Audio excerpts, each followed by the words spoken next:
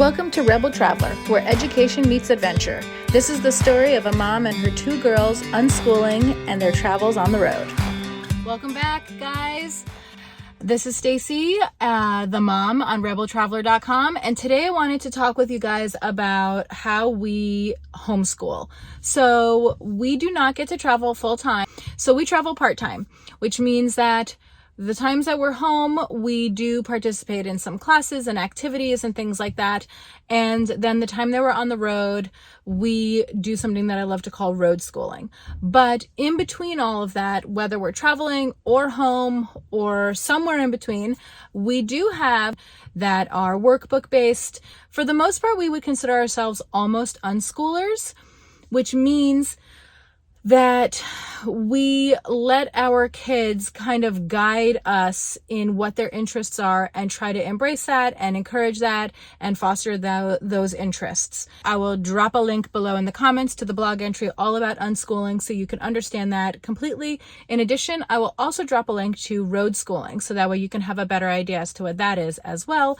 Okay, so the reason why we are not complete unschoolers and we would consider ourselves almost unschoolers is due to the fact that both of my children have ADD, ADHD, and my older daughter, and I'm saying this with her permission, she also has dyslexia, dyscalculia, and executive functioning disorder. Because of those struggles, it's super important that she has some sort of daily repetition because it helps with critical thinking, it helps with organizing, and it helps with mastering tasks. So for us, it's giving her tools that we're hoping will help her through life. I'm going to just go through what we have chosen to use as our curriculum. We don't do any boxed curriculum. It's all piecemeal, and it was specifically chosen because these different programs are specialized for kids that have struggles in math or comprehension or phonics and so on. I will leave a link to the comments to all the different curriculum, whether they come off Amazon or they're a company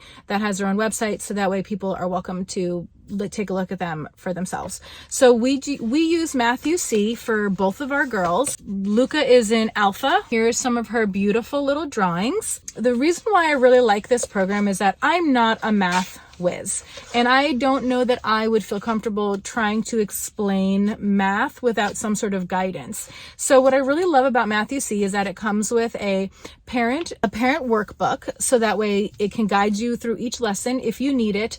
But what I really love is that each lesson comes with a short 3 to 6 or so minute video. The videos are super dry. It's just of this older gentleman with a whiteboard explaining what has to happen, and he's talking to a group of kids that you don't see on camera.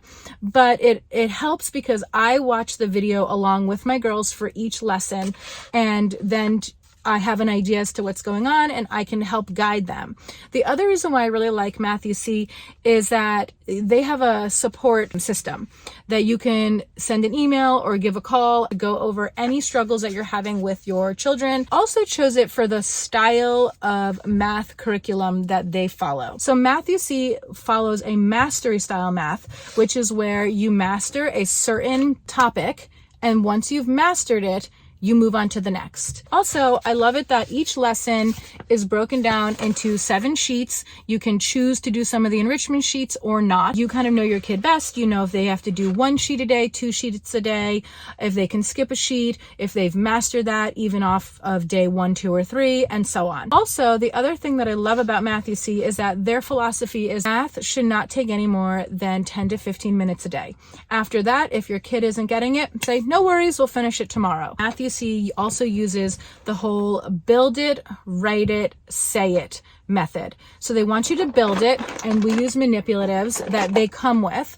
So you build it, then you write it, and while you're writing it, you say it. You have many different ways to remember and absorb your information. Some people are auditory, some people are visual, some people are tangible. So they have you use all 3 methods in hopes that one of them will stick. They provide these when you buy the program for the first time. I got these boxes off Amazon for them, but that's pretty much how Matthew C works. It's one of my favorite programs. It's super easy to implement, and it's really easy to take it on the road. The next curriculum that I want to talk about is Spelling UC. It's actually created by the same person that did Math UC because, again, much like math, it's super simple. It is not time consuming, which really helps my children stay motivated and excited and willing to do the work. So this is called Spelling UC. My little one, Luca, is on level A or book A, and Remy is on book B. This is what the book looks like for Luca's. They break it down. Each letter has a box. And then on my end, I have the parent book. Each lesson tells you what they're studying and what it features and so on and so forth. I chose to use Spelling UC because it does a lot of repetition. So for example, what you do as the parent, you would go to lesson 22 and I would say each word, and my daughter would have to sound out each letter of the word to put it together. So for example, the first word in 22B is fled. So Luca would have to go fled, fled, and she would write down each letter in the box. So this has been really, really wonderful for both of them. Spelling UC level B, she's on book B, part 2. Part 1, I liked it a little bit more. For example, this is really fun because they're all nursery rhymes, which she loves. So she's expected to read the nursery rhyme, put the vowel chunks, 2 E's or an A and an E or an E and an A, things like that in the words, and she has to underline them. And then on this side, she has to rewrite it because what the hand writes, the mind remembers. In the beginning of book B,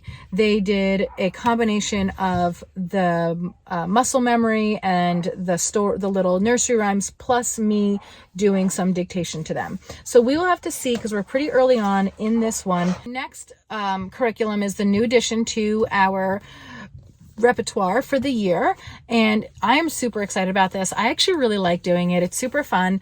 It's called Toe by Toe, and it's actually originally a British company, a British teacher named Keita Cowlin created it, and they have a US version, and you can actually get it. They're based out of Cape May, New Jersey, and again, I will link to it in the comments below. When you have children with dyslexia, you really need them to have a strong foundation in phonics. Phonics is the decoding of words, where spelling is the encoding of words. So if you don't know how to decode and break down those words to be able to read them, ultimately you can't spell them. So Remy was not taught phonics when she started kindergarten. She was taught a core curriculum style of reading, which has a lot more sight word, memorizing, and guesswork, like picture guessing with the image and the word, and it's kind of bullshit if you ask me. Whereas Luca, 2 years later, was taught phonics in kindergarten. So I took it upon myself to look into different Orton Gillingham inspired or based homeschooling programs. Obviously, you can use any of these, even if you're not a homeschooler, if you just are helping your child learn to read, if they're struggling, or if they have dyslexia. One of the programs that we had tried early on was All About Reading and All About Spelling. A lot of people love it. For us, it was too labor intensive. So I went on Facebook. Somebody recommended Toe by Toe. Went onto their website. I learned all about how the program works. I watched YouTube videos on people who have done reviews and had results with it. And I decided, you know what? It's not going to hurt. What I love about Toe by Toe is the simplicity of it. It's, again, only a program that's supposed to take between 10 and 20 minutes a day. What you do is you have your children follow whatever the page they're on. They have to say the sound, the syllable, the breakdown, the sentence, whatever it is that you are expected to do for them 3 times. Once they have mastered that sound, that word, that sentence 3 times, you can move on from that. If they cannot get it 3 times, it goes into another page in the book, which is like this. And then they give you instructions as the parent teacher on what to do when your child struggles with a word or a phrase or a syllable or a sound. So you're not left in the dark. Every single page has a red coaching box teaching you what you're supposed to do. My kids really like it, but here you can see that one of these sounds over here has a little dot. When they miss a sound or a phrase, originally the first day she did not get cham correctly. So I immediately put down a little dot, and then the next day she looked at it, she got it correctly. I put a slash and we moved on. And 3 days later, she got it just fine. We really like this. It's super fun. It takes my kids maybe 10 minutes, maybe. We don't make this a 20-minute sit there and do all the pages, because I noticed that for them, once we've done 1 to 2 pages, they start to make careless mistakes because it gets tedious and tiresome. And I'd rather them have success and enjoy it than push them to a place where they dread doing it. This is for copy work. The first book that I got, which is by the same author, I preferred a little bit more. It was actually Aesop Fables. This is the famous people quote version. We read the quote, we talk about it, and part of the reason why we do copy work is technically it's supposed to help with handwriting. My kids don't take that part too seriously, but it also helps with spelling and it helps with muscle memory. So we like copy work. Actually, Remy really loves copy work. She loves doing it in this book, and it's really fun, simple. It doesn't take them very long. Okay, another new workbook that I brought in this year was the Who Was workbooks. There's language and reading, and then math and science. Don't know the Who Was books, you should go and check them out. They're great books for kids, and these books just give you a little quick 2-page, just like this, story on a famous person that has impacted history, or an author, somebody fun that they might know, or that maybe they should know about, or maybe that they would find interest in knowing about. And that's one of the reasons why I like the Who Was books in general, is that it inspires kids without them being too daunting. We do a lot of audiobooks of Who Was, and when I saw that they had these workbooks, I said, hey, you know what, I'll try them out. What I like about these workbooks is that this is the story. I have my kids read the story. Then, according to the notes over here, they're either supposed to underline or take notes. We just underline, we simplify. And then on the next page, all it is 2 pages of different information, and they might be asking or telling you about a suffix or a synonym or an antonym, or how to write some facts about a person. Or they had to write a letter to their friend, and that was because this was on Mr. Rogers, and Mr. Rogers would read letters from his audience out loud during his show. We do not do this book every day. We do this book maybe once a week. And on the day that we do this book, we do not do copy work. We're about a quarter of a way through. Really hasn't taken us very long. They have different grade levels. I tend to put my kids on the same grade levels for almost everything, just to simplify my life. And also, they just learn the same people and the same things, and that's not going to hurt them.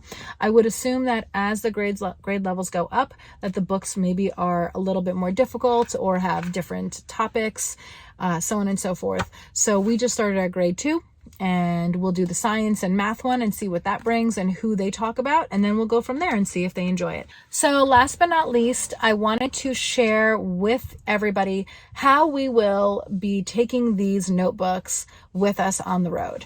Right now, each girl has a backpack. I purposely chose these backpacks off Amazon because they were top loading backpacks.